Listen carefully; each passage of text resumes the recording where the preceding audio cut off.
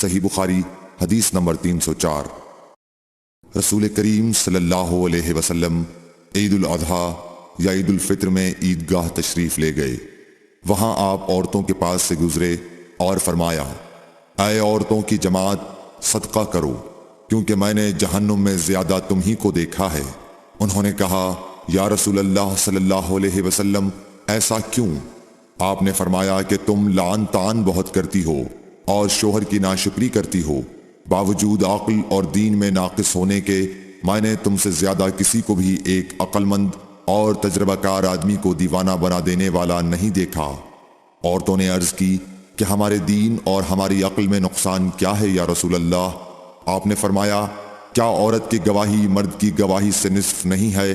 انہوں نے کہا، جی ہے۔ آپ نے فرمایا، بس یہی اس کی عقل کا نقصان ہے۔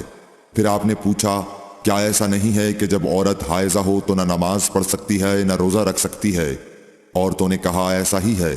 آپ نے فرمایا کہ یہی اس کے دین کا نقصان ہے۔